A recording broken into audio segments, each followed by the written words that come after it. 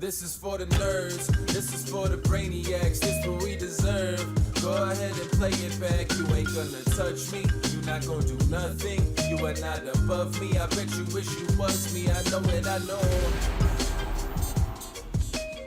What is poppin', everybody? And welcome back to another special episode of the Only Friends podcast. Well, you know, it's me and my only friends, minus my boy Tortoise, because he's out there in the streets of the Colossus with, like, I don't know, 80 left probably now, something like that. Looks the like man is cooking. 56 left. The man is cooking. He's got 15 big blinds and he's in life. I really love this for Brian. I love this for Brian. This is his event. This is what he's made to do. This is the Tortoise Invitational. This is the equivalent of the 2008 what was it called? Oh, the full tilt? Yeah, what was it? Oh, the Sunday Major? The Mulligan. The Mulligan. This is his Mulligan right here. And he was a Mulligan master.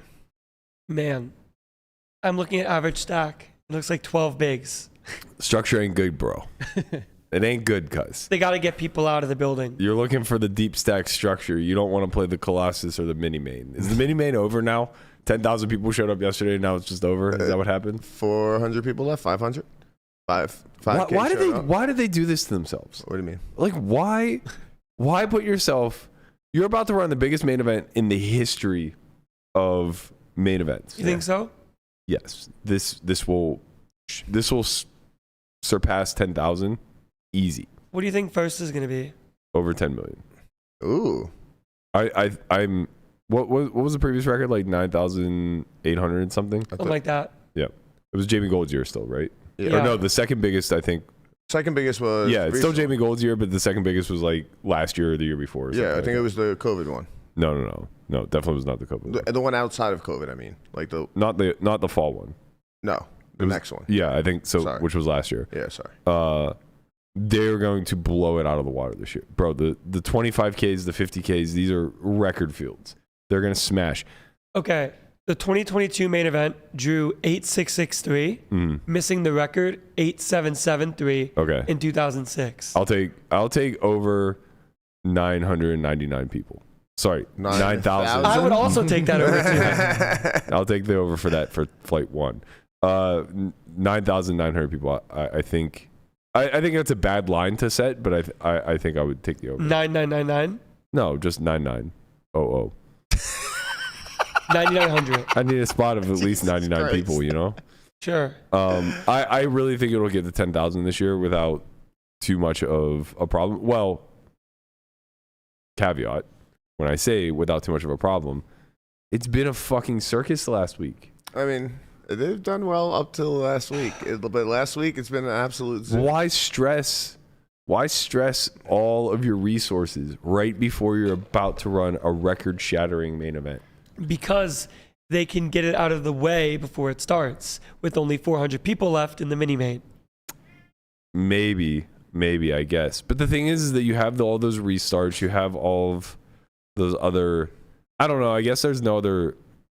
There are no other events coinciding with the main, right? No, I don't think so. And No. Like no day ones. We have off days when you're not playing the main. No, I know that, but I'm saying they're not like trying to sneak in like a 1K turbo or anything along those lines. I don't think so. No, Okay. think so.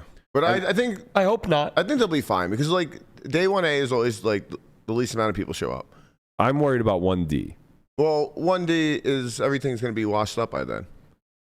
Well, What does that even mean? you say that, but people stood in line for 4 hours yesterday to get sat in the mini main. So there was a lot of arrogance getting strewn about on Twitter that says, "Look at all these lines.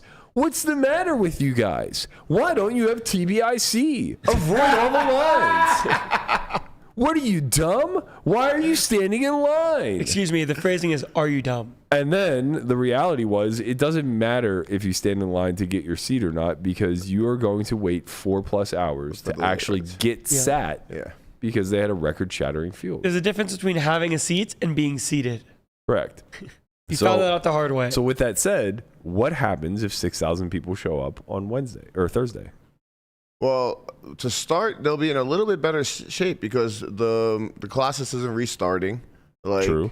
Like they're gonna have a little bit more resources. True. I think honestly, I think the main will run pretty smooth because they'll have everything out of the way. Because you're basically what you're saying is part of the problem with the mini main was that they were also restarting day 2 of the Colossus. Yes, which was like a 2,000 person restart. Exactly. That's Okay. a lot of tables. It's 200 tables about. Right. Whatever. And there was effectively a dealer shortage. Yeah. Right. Apparently, a bunch of dealers didn't show up. Apparently, or something. I don't know. I've heard a lot of rumors. I don't know how true it is. One was that the dealers were being put up at the Rio and were told they would be charged $20 a day for housing, and were actually charged $80 a day, yielding a negative paycheck. Yeah, heard that. I don't know how true that is. I would hope it got corrected if that were true.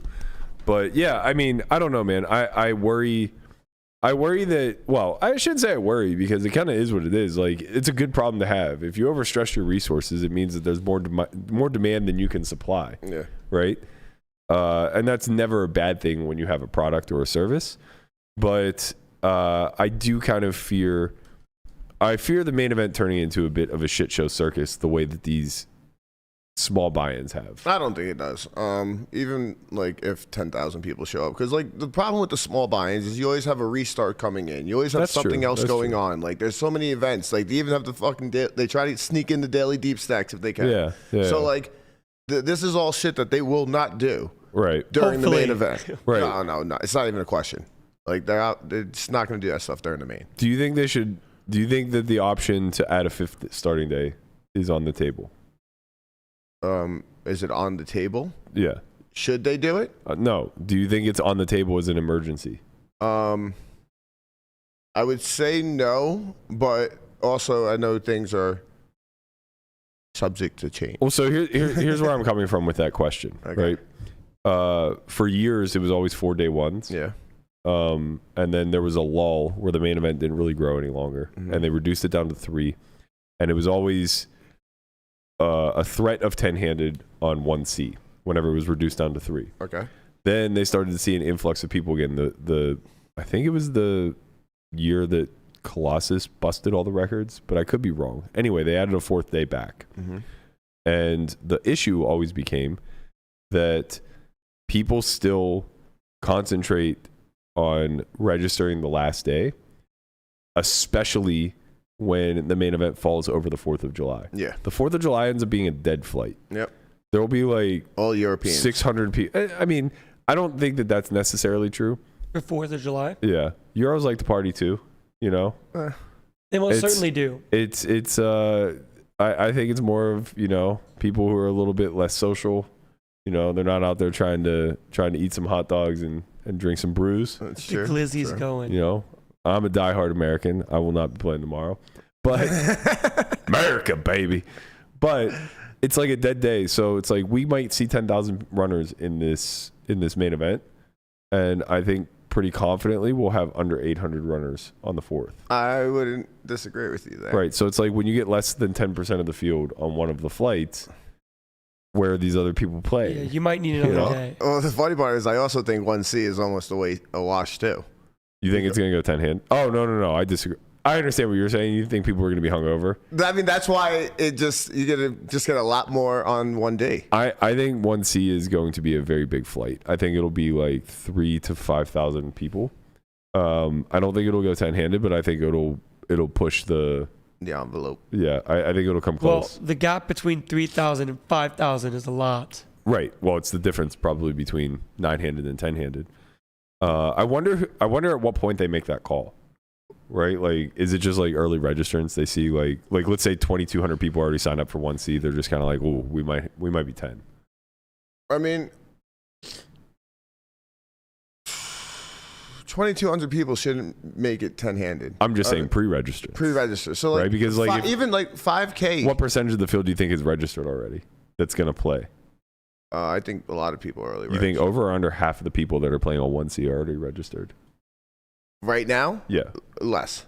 Yeah, same. Yeah, but I think so like use it as a predictive model. I think closer to the day, like tomorrow, people will register. Okay, yeah. Or today, whatever. Yeah, that's fair. But yeah, I do think that 5,000 people, it shouldn't be 10-handed, right? No. I don't think 1C will go 10. I think it's very unlikely. I also don't think it'll get 5,000. Okay. But I think 1D 1D is going to be. I think. Look, this is a super bold prediction, and I might be like way out of pocket with it. But the way the numbers have been popping this year, I don't know if it's that extreme. I think that there's a chance, maybe not this year, but somewhere down the line, I think there's a chance that we see one single flight break the main event record, like the formerly held main event record. Nah, come on. I know, I could see that. 8,800 people or 8,900 people, whatever. 86, I think it was. Yeah. In like the next 5 years or whatever? Yeah. Yeah. I mean, can see that. I mean, GG sent 800 qualifiers this year. We're back to fucking. I mean, we're not back, but like these are pre-Black Friday numbers. It's going to take a little more of a boom, but I think, or just a little more of a Online inflation of the dollar. Yeah. Sure. I mean, these high rollers are popping, man.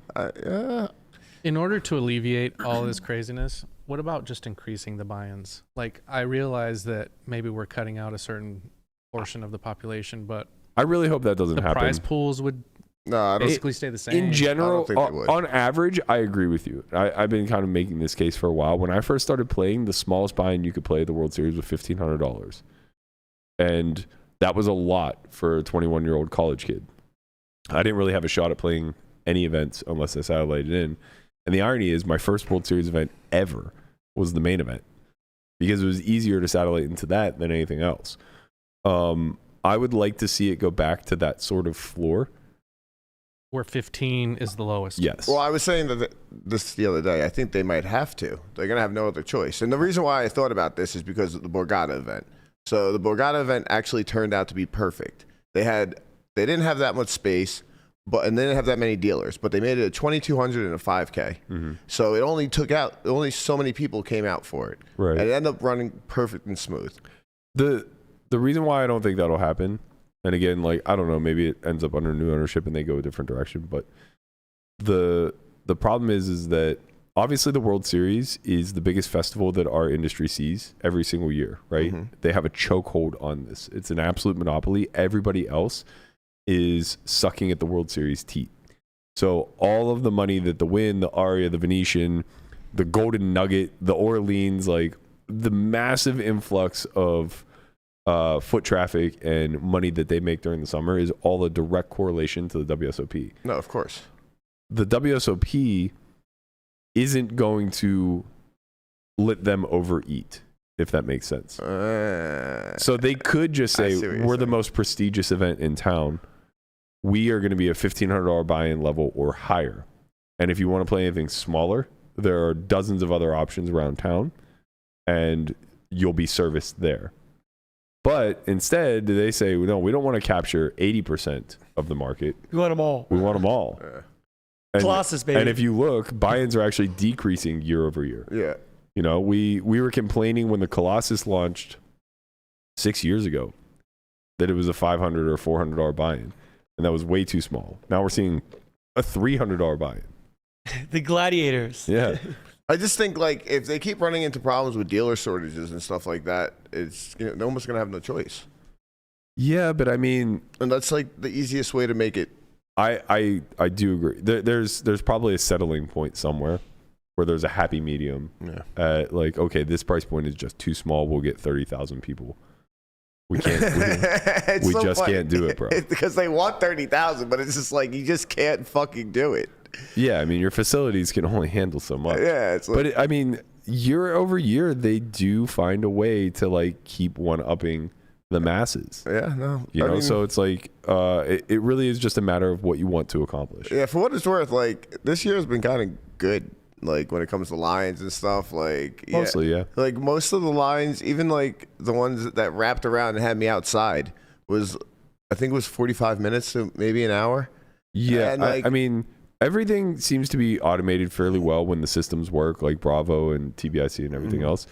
The only, I guess, potential criticisms there would be figuring out a better process for the late registrants. Yeah, I mean that's what I was talking about. Whether those that's lines. just like we're now seeding X through X and you get a text message. Yes. You know what I Yeah. mean? It'd be nice to not actually have They're to only going to physically become stand more in efficient as time goes by, I would hope. I mean, Maybe. hopefully. Do you guys really think the prize pools would be smaller? Let's say if No, you took no, no, Colossus, no. let's say if you took all the smaller buy-in events and just doubled them. So the 300 is now a 6, 4 is an 8, et cetera, et cetera. I think the prize pools would be relatively the same. I agree. Yeah, I Well, agree. Yeah, I just But percentage-wise, they're raking more on the 300 than they are on a 600. Yeah. So, like, maybe that's a poor correlation, but, like, on a 500 versus a 1K, it's the difference between, like, 18% rake and 15% rake. So, dollar for dollar, they're just making more on the smaller buy-in. Yeah, I mean, Assuming that the prize pools are comparable, you know. mm-hmm.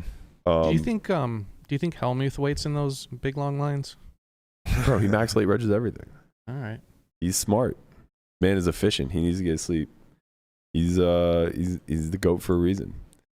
Yeah, I heard he had less than one big blind in the money in the turbo, and then somehow found a way to win. But somehow he's the most unlucky sun runner of all time. Ouch. Listen. You listen here. Listen. I got a lot to say about Hellmuth, okay? First of all, he does not stink anymore. The man has made me a believer. I will not be speaking any more Hellmuth blasphemy when it comes to anything tournament related. Cash games, different story. I still have my opinions, and they'll be shared at a time when it's not time to celebrate Phil Hellmuth. But now, the guy's the fucking GOAT, man. You gotta let the man The cook. guy's the fucking GOAT. Last year, That's he normal. final tabled the 3K, and I watched him play the final table what I considered to be very poorly, and he still found a way to get second. And I said, this guy cannot compete even at no limit hold'em tournaments. He's going to win more bracelets, but they're going to be mixed games, and we're just going to, like, you know, celebrate him for the man that he is and the expert no limit hold'em player that he was. And then he just goes out and he fucking wins the turbo again. Again. This is the second time. It's very ironic that Phil Hellmuth in his playstyle is winning the turbo events. I don't actually think it's ironic. That's good. I actually think it's quite fitting. Yeah. If you play an event where, I mean, his entire strategy is formulated around survival. Getting right? money in good.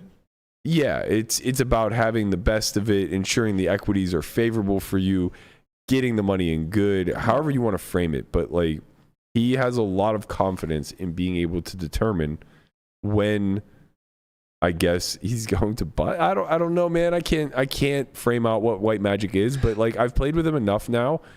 You know, I saw him deep in the 10K bounty as well, just nursing a 6 or 7 big blind stack. He found a way to get the money in good. You know, we call off way too light according to his jam ranges, whatever the case may be. You know, luck favors him. It doesn't matter. The whole point is that in a turbo, 5 blinds is not the same as 5 blinds in a regular event. 5 blinds is like half average instead of 1/10 of average, you know? So when you double, you're suddenly in the mix. You're right there. You know, you're fucking, you double up to 12 blinds and all of a sudden it's like, you know, now maybe you're 6 of 12. Are we talking about Tortoise and the Colossus or Hellmuth and Both. Okay. Both. Who do you think the Tortoise framed his play style off of? The next chapter in Play Like a Pro is the Tortoise chapter. That's the hidden chapter, the secret chapter, the Hellmuthian chapter is the Tortoise chapter. You guys don't know about that one. I have an advanced copy. Okay? Brian forwarded it. Oh yeah. He wrote the foreword. It's gibberish. No one can actually read it. But the man, the myth, the legend, he's out there. He is out there. I really do actually think the turbos greatly fit Hellmuth's strategy far better than a regular event. Like, I mean, I don't know if this is that bold of a prediction, but, like, I don't think that, well, actually, that's not even true. It goes to both extremes, right? Because I was about to say, I don't think we're going to see him make, like, an epic run in the main event anytime soon, but he very well could. Because you just never have to put yourself at risk if you don't want to. Are we talking about Tortoise or Hellmuth? Hellmuth. Oh. I mean, Tortoise too, but, you know, Hellmuth got a little bit more skill. Let's not reduce Hellmuth down to the fucking Tortoise here. You know, Tortoise is just an addition to the chapter. He's cooking. Let the tortoise cook. Let Hellmuth cook. Let the tortoise cook. Let the short stack strategy. Man, you have less than a blind in a tournament, though, in the money, and then you just win so many all-ins. Like, you know how many all-ins you have to win when you play this strategy? You have to win a lot. But that's true of any strategy. Kind of. The difference is that you just have to win a lot of all-ins when you're covered, as opposed to winning a lot of all-ins, period. The more you play, the more likely you are to lose them. That's how numbers work, right? Spoken like a true goddamn redliner. You just think that this game is played by not showing your hand and dragging all the chips. But you know what, Landon? I think that too. Yeah. And that's why I play cash games. Because in MTTs, Hellmuth is the goddamn GOAT. He's the legend. He's the one we should all aspire to. He's going to clip this for the rest of his days. Good. I hope he plays it on a loop. Give the man his fucking props. This is his new alarm. 17 bracelets, bro. 17. You know how many all-ins do you think he had to win in that tournament? Who cares? He was chosen. He'll be chosen again. This man's going to win 23. It's like, well, the way I'm going with that is the difference in the strategy, right? Is you have to win maybe 10 all-ins for that tournament in like a red line type of strategy. No way. Versus like 25. I think no matter what, to win the tournament, you're winning well over 25 all-ins. You think you have to win 25 all-ins? Yeah, it's a one-day turbo. It's 20-minute But you're levels. not playing all the all-in spots. Other people are. Yeah, but it's a one-day turbo. It's 20-minute levels. Man, I would have loved for you know him how to many hands count. you get live in 20-minute levels? Not many. 6. Wait, hold on. If you're lucky. If you're lucky. Yeah. That's assuming people aren't stalling. Yeah. I was going to take the under on 6. Yeah. I wonder. On the bubble, you get one hand. I truly wonder, though, how many all-ins he played during this tournament. A lot. Or he faded them because he got jammed on a bunch and just kept folding. You got it, man. You got it. Ace King, no good. The saddest part of Hellmuth winning his 17th at 4 a.m. on a random Saturday where there's no news cycle and we had to wait 2 days to get this out here. Yep. It wasn't broadcast. No. Not a camera in sight. We got video footage from a Twitter account that I've never even heard of. Shout out to my man Tim Totten. I'm sorry that I've never heard of you, but here we are, man. Sorry to this man. You're just a fan on the rail who gave us the celebratory victory lap of Hellmuth. I mean, come on, man. If Hellmuth is going to win his 17th, I want him to have his moment in the sun. I need to see everything that went into that victory. All the pain, the anguish, the tough folds, the coming back from a half a blind. The man's out there in the streets. It's all folklore right now. We just hear about it, whispers in the Twitter streets. I heard he had 2 big blinds. Ewan played with him and Phil Ivey. He said, he busted Ivy 6. That was the other thing, man. What a miss as far as final tables go that could have been broadcast. Yeah, Ivy and Hellmuth at the same final table, going for number 6. I think this was the issue, and obviously, like, this is no fault of Poker Goes. I don't think there's anything they could have done, but this was scheduled to be a one-day event because the main event is coming up, so they're tearing everything down, and getting ready. So it's not even like they could put up a makeshift final table or whatever. Like they just don't have the staff or production to do so. There was a lot of runners for this, right? 600, 586 or something? Is that what it got? I think so. What was first? First was like over for the 10K, like over 800,000. Over 800K for first? Yeah. This shit was no joke, man. There were 642 entries. Bro, we're gonna smash the record this year. That is kind of true. The main event is going to smash this record. Yeah. You know what else is gonna smash? I got to give them a huge shout out to the Wynn as they are now. Oh, I thought this was the perfect segue to the ad read. It is. They're one of our sponsors now. Oh, let's go. They're doing a 10K $10 million one drop, $10 million guarantee, right? So that's 1,000 runners. It begins June 9th through the 14th. Okay.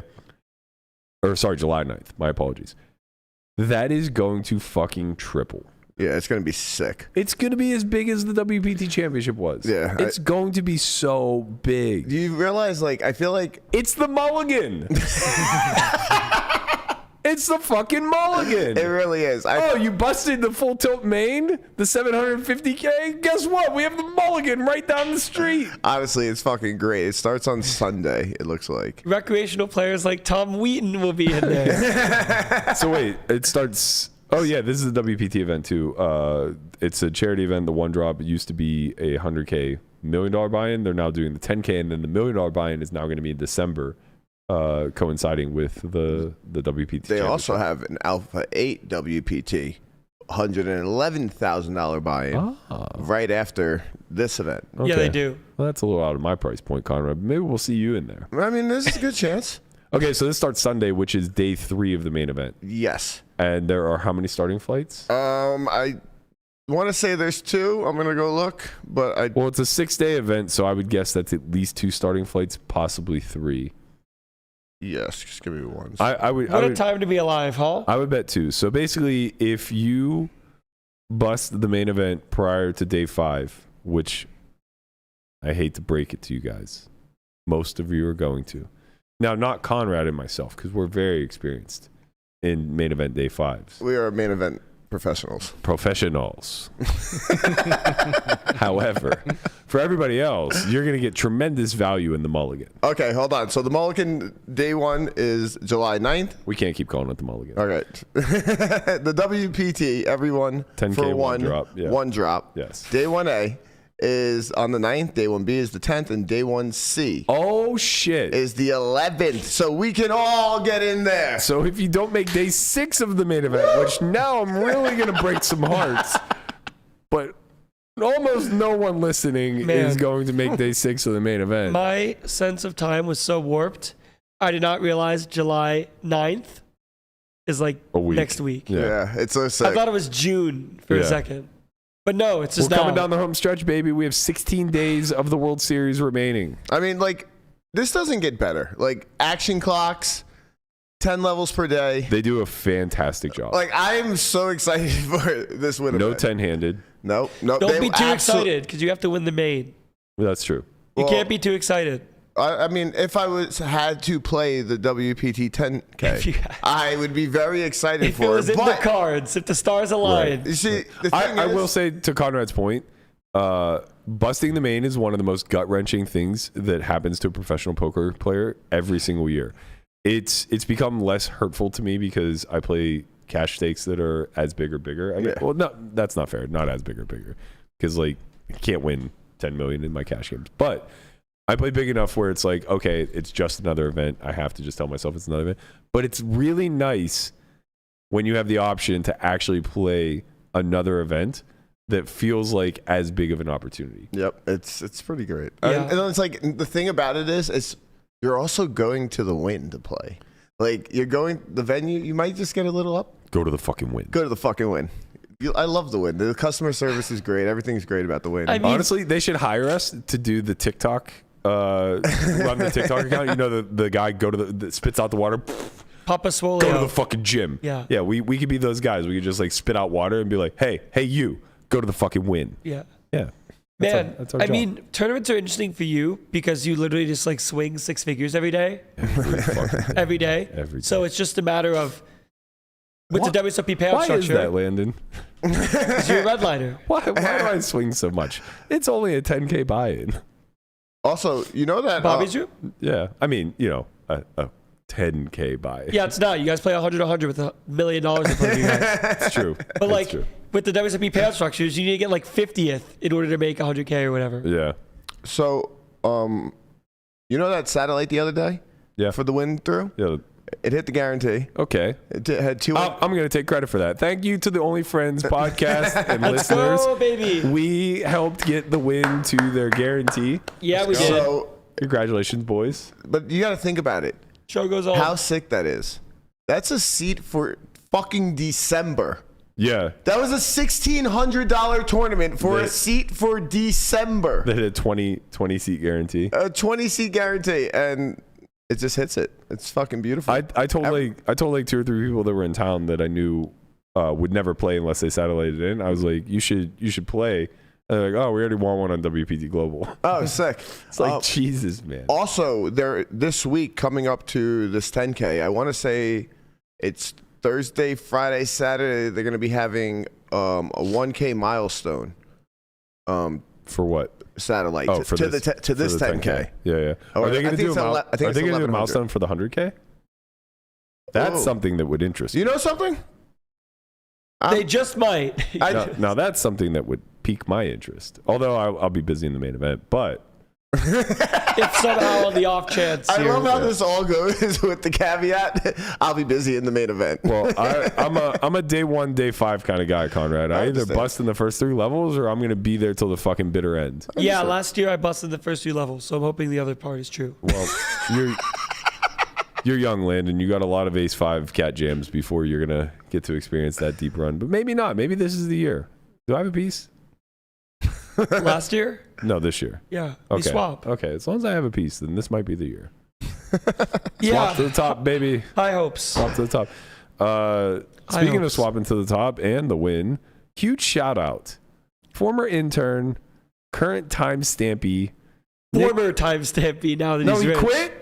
I don't know. I'm just fucking around. Nick, you can't quit. Nah, Don't quit. Nick's Don't not quit. one that quits. It's a part of the run good, bro. It's a part of you. We need you here. You need that extra $100 a week, I promise. Money comes and goes, but friends are forever. It's not about the real treasure. Timestamps live in infamy. The real treasure is the friends you make along the way. That's right. You don't want to lose the opportunity to timestamp this wonderful show every single day. But huge shout out to Nick Seward on his score at the Wynn $3,500 million fucking dollars to first place for a $3,500 buy-in. Shit is popping out in these This streets, is just like man. a random Tuesday. It was a $4 million guaranteed. It got 7.2 in the prize pool. Wow. They ended up, I believe, chopping after Nick busted. Yeah, Nick busted, Yeah. and all 3 of them instantly looked at their trip God. counts, realized they were close enough, and said, "Hey, let's make a deal." Bubbling the chop is fucking brutal. That's Yeah, he lost. He jammed King 10 suited for 15 on the button, like pure jam. Got called by Ace Jack off. Ace Jack off won, and instantly. All right, Yeah. how many chips you guys got? Yeah, let's talk I mean, numbers. the pay trips are massive. It was from 320 to like 440, and then 685, and then $1 million. Yeah, I saw the what winner. are we doing here? I saw the winner took like 785-ish. So It was like 32 million, 30. yeah, so probably pretty equitable chop there. All made around 700. Nick got about half that. Yep. R.I.P. Nick. Just went all in away. God, man. Sad to hit a king.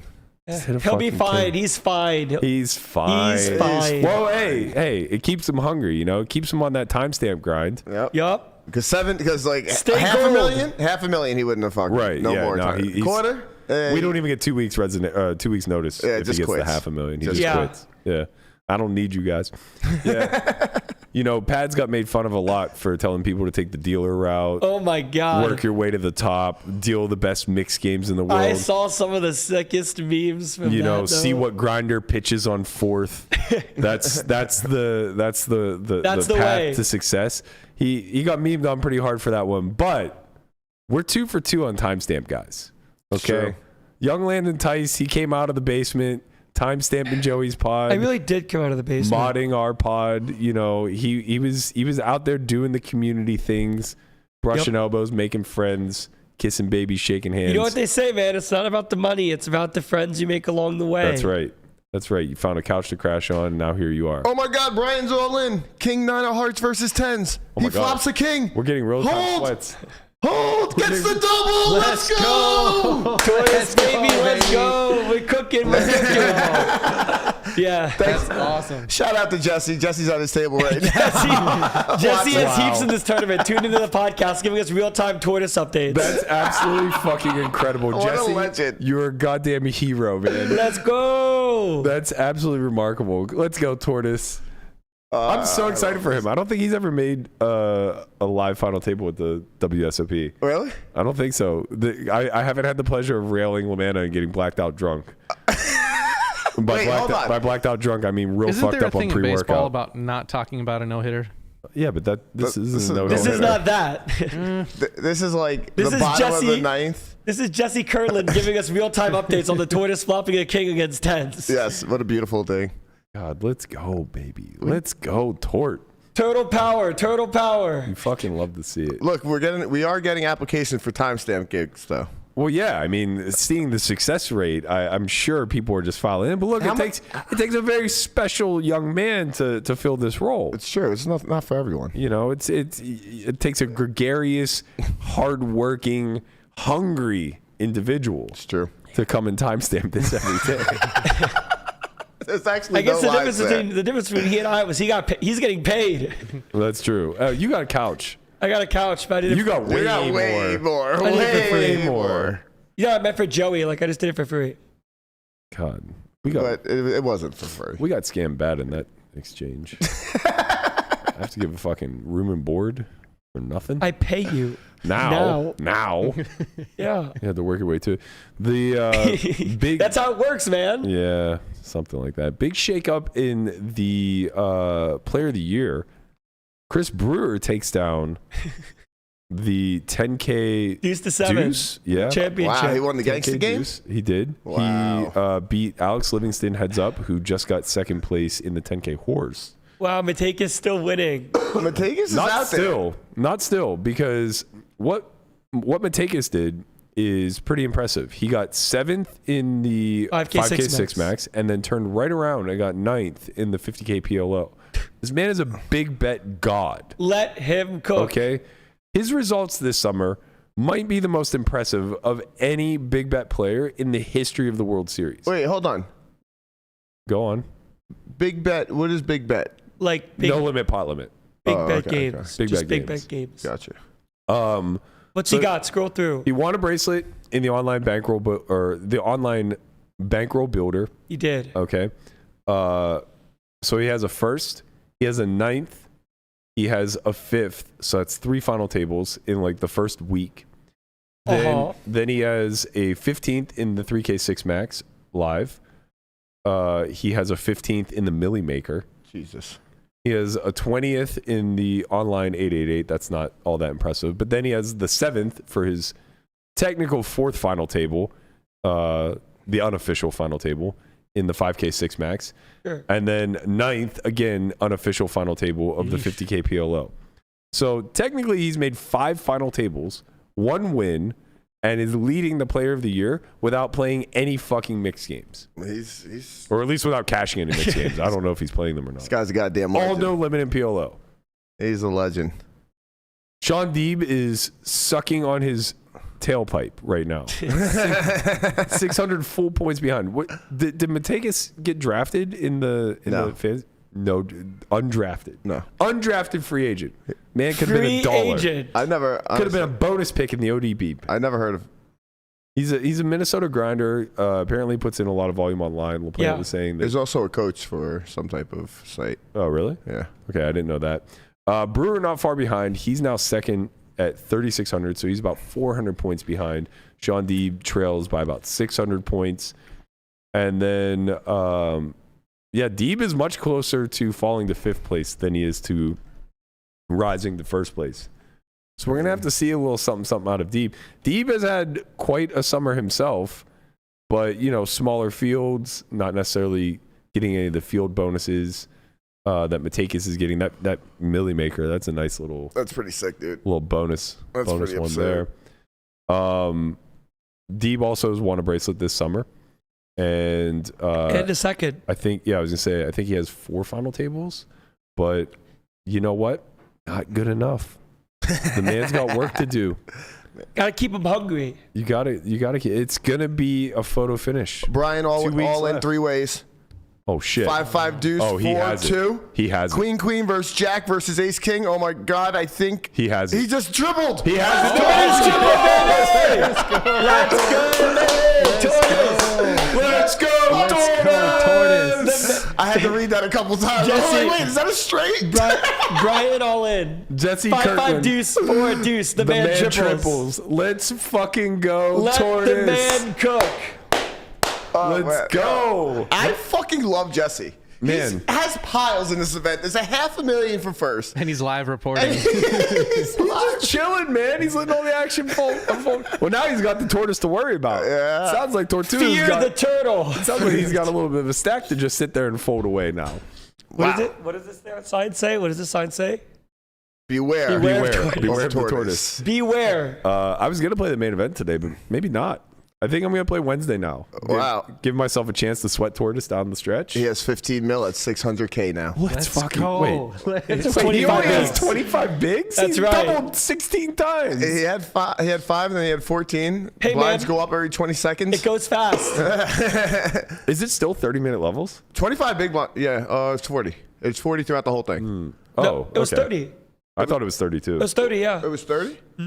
It Are we goes sure? fast. I mean, I only played like 7 minutes of it, so. Yeah. I also thought it was 30. I think it's but- 30. So then I think it's 30. I think whatever it was, it goes throughout that same throughout the whole time. How many left? Like sub 50 for Gotta sure, be like right? 30 or 40. I'm gonna right? go. Somewhere I'll in go there. take a look at the updates. Final tables tomorrow? Let's ask Jesse. It Jesse, might- how many left? It might be today. It's 11:30. I mean, yeah, Jesse I guess just they're not gonna televise it. Everyone in the chat, 25 bigs, huge. This is huge for the turtles in the chat. Let's go, turtles Okay. in the chat. Jesse said that it's 40-minute levels. Yeah, get your tortoises up in the chat. Give it a little support. We're all going to get down there, get front row hammered drunk whenever he final tables this thing. Wait, hold on. It's 40-minute levels, right? I'm always right. So crazy. What do you mean levels now, I suppose? No, throughout the whole thing. Oh, shit. Wow, there's still 53 left?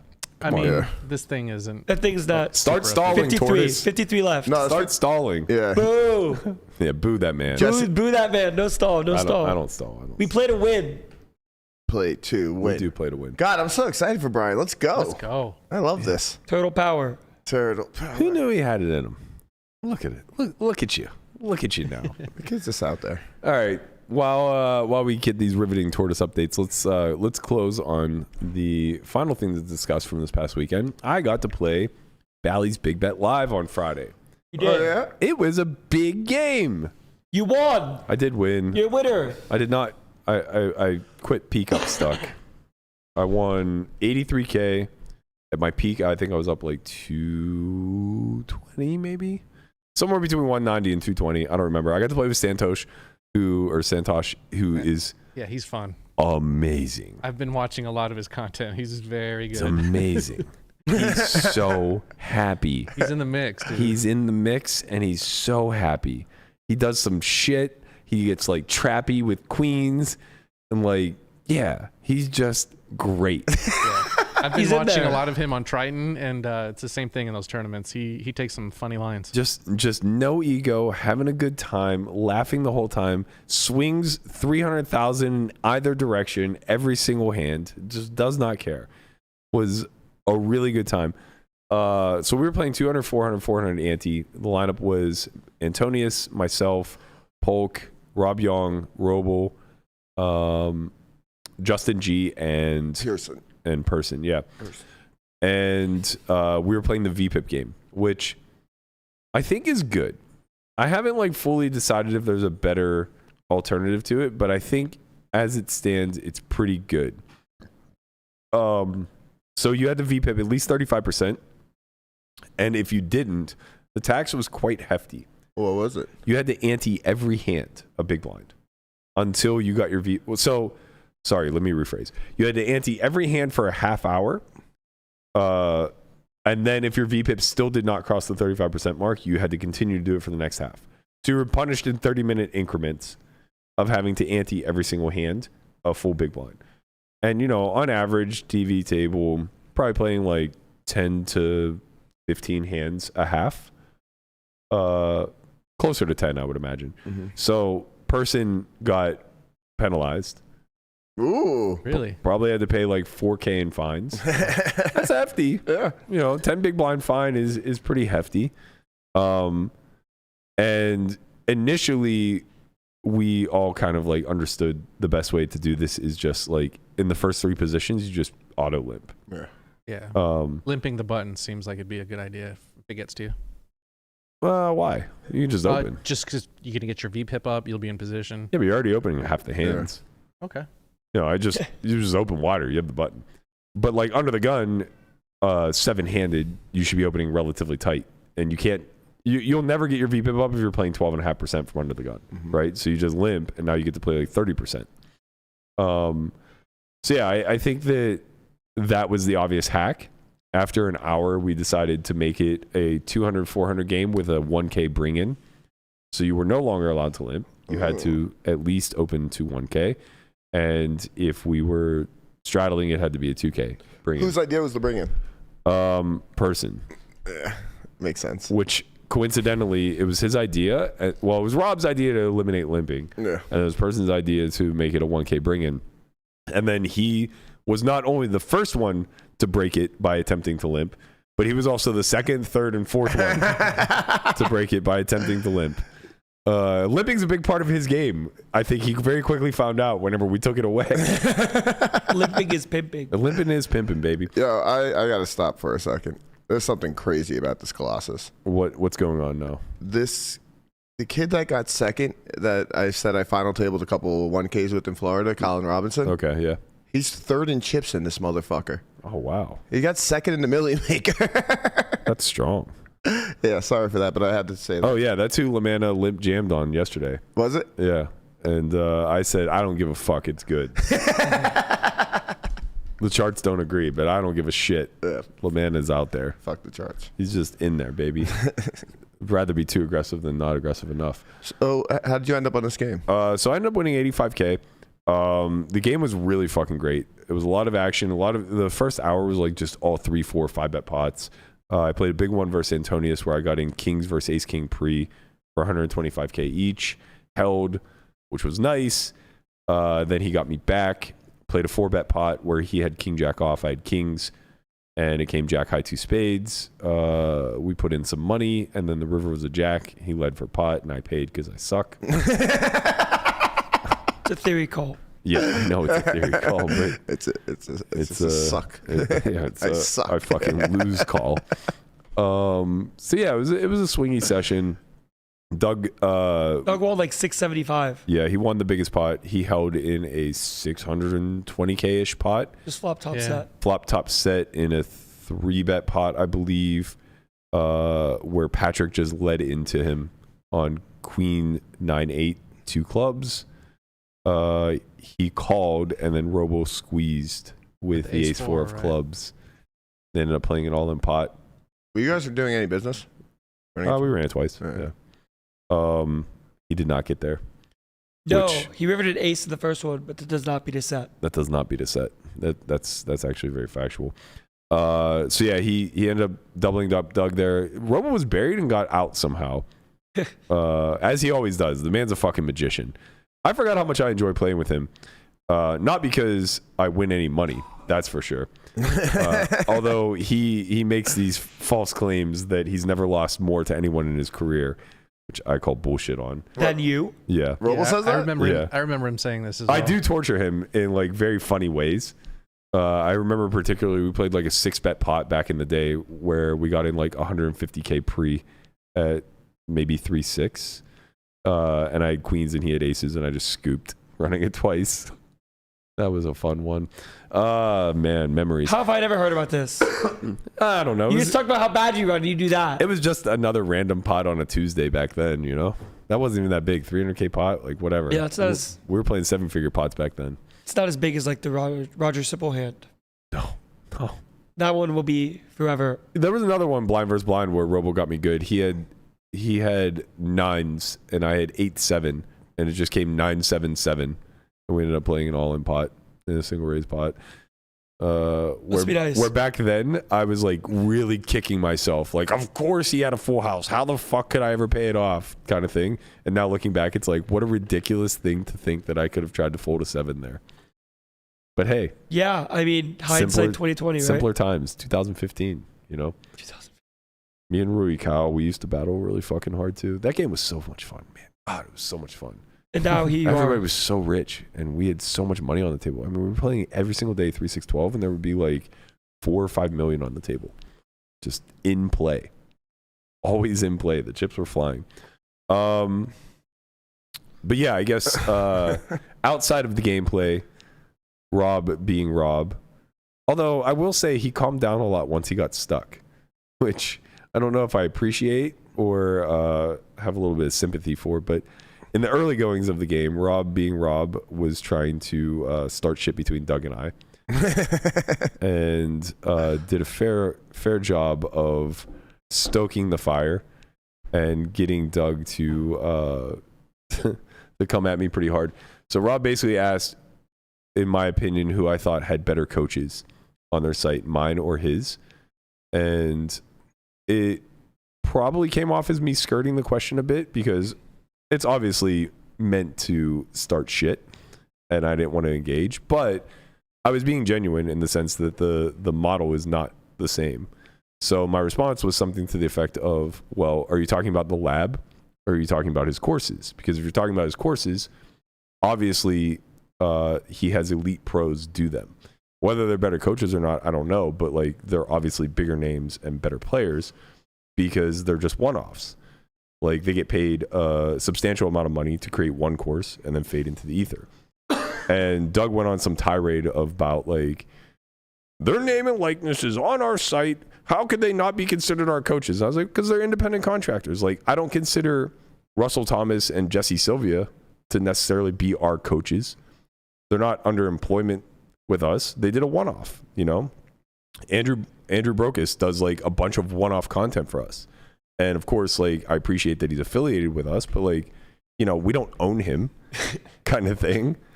Right. It's just like not the way that the industry works. In theory, it's just hilarious. They know. It's just hilarious to me, Berkey, that they ask you whose coaches are better. You're like, well, they're bad coaches. We're better. No, because that was your response. No, because you're doing the thing you always do: remove the goalpost. You pay guys an absurd amount of money to create a one-off course. He asked specifically, and then you call them coaches. Do you think Nick Petrangelo is an upstart coach? Of course. Okay, so he does a one-off course every 2 years. Are you kidding me? Versus making content every single month. Listen to how fucking dumb this is. What you're saying. What are you talking about? Upswing has a coach that sells a course.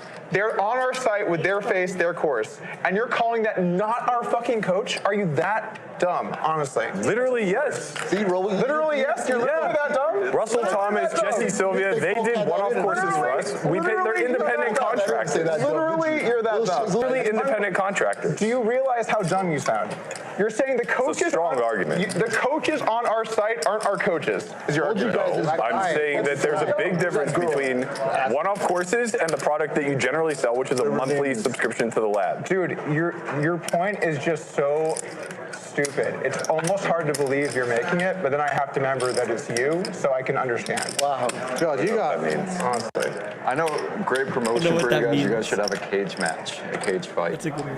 You guys could top Elon Zuckerberg. You could be the undercard. Is that actually going to happen, Elon Zuckerberg? If we're lucky. Seems like there's a good chance of I got nothing to do on many nights of the year, you know?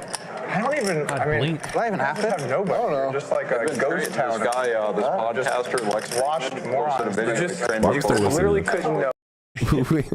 It was a minute 50 clip. Sorry. We definitely, I gotta tell you, man, arguing with him takes me back to childhood. It's definitely the equivalent of like being in middle school arguing about like whose dad is tougher. He hit you with, "Are you dumb?" His entire argument was predicated on, you're so stupid.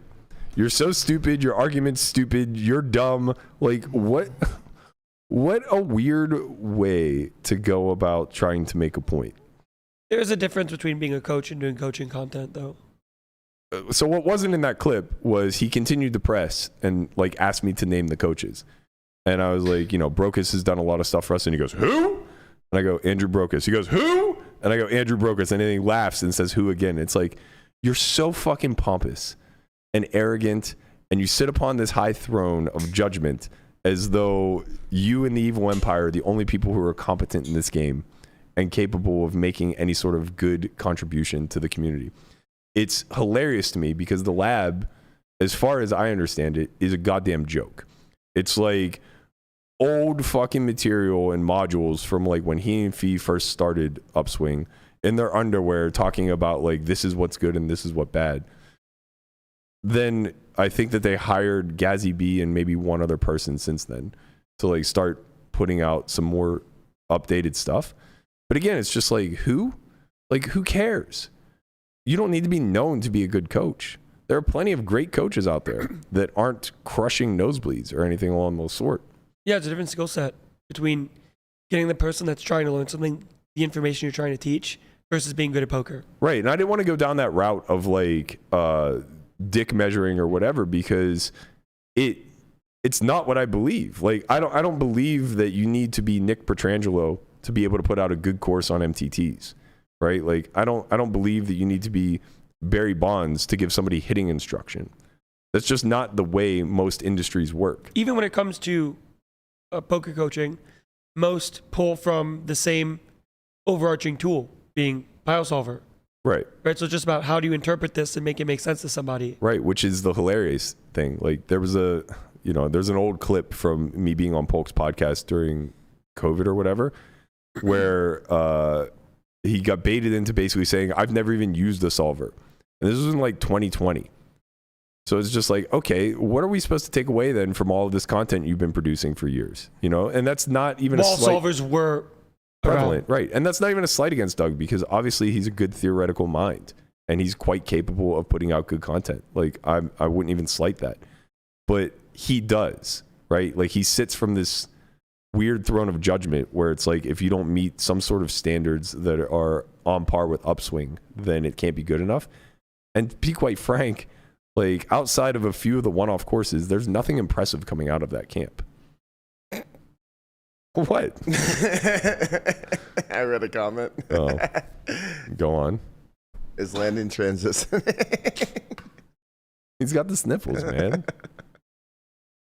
It was just, It's the horseshoe flu. Yeah, Sure. everybody has We it. all got it.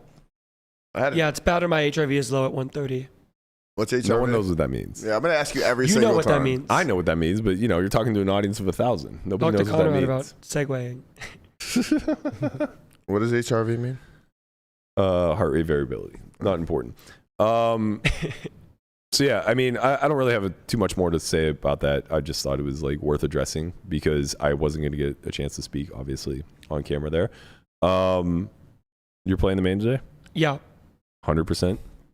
looks like it. You're in the streets? I'll be there. Shit. No, you can cue music. They didn't hear that. I just said it. I was queuing it up. No, you can. No, do it, bro. All right. Roll with it. Sounds great. Sounds great. We're getting out of here. It's cool. If it's playing, we don't hear it. For what it's We don't worth. hear it. There we go. There we go. There it is. We're back. Smooth. So what day are you playing? I'm in a weird spot. Okay. I have a friend coming from Houston that wants to play Wednesday, Thursday, Friday. Wants to play cash Wednesday, Thursday, Friday. Okay. And he obviously wants me to play with him, and I want to play with him. Uh-huh. But it's impossible for me to play the main event and play with him all 3 days. How about 50 big blinds on day 2? I thought about that. All right. I did think about that. I don't think I can do it. Okay. So I think I'm going to play Wednesday. He gets in. The problem is if I play Wednesday, then I can only play with him on Thursday. Gotcha. If I play Thursday, then I can play with him Wednesday and Friday. Uh-huh. So I might be in the down bad 10-handed streets. I think I'm going to be in the down bad 10-handed streets too. We got the party. Yeah. Party on tomorrow. Yeah, I might just do it with you, man. I might just be a part of the record-shattering crowd. Yep. Fuck it. Like My read is that 1A is going to be really good for this reason. A lot of regs think 1D. No. All pros know to avoid 1D. yeah. That's what everyone says. We're just down bad. Yeah, we're out there. Okay. We'll also get more camera time that way. It sounds like fun. Yeah. That's what it's all about. We'll be out there, baby. All right, let's get it popping then. That's going to do it for us today. We'll be back again tomorrow, 10:30 a.m. Pacific. We'll be talking all things day 1A of the main event, following up on the Tortoise's deep run in the Colossus. Let's go, Tortoise! Hopefully he's not here tomorrow. We're celebrating the 4th of July at the Horseshoe as he final tables the Colossus. Don't forget, we have a new episode of Poker Out Loud out today. Also, we have an academy coming up September 1st to the 3rd. If you guys are interested in that, head over to academy.solveforwhy.io and be sure to sign up now. Wait, quick question. Go ahead. Are we here tomorrow? Yeah. Isn't it a holiday? I don't give a shit, man. No days off. Oh my God. Let's go. We'll see you guys tomorrow for the 4th of July. Peace. Later.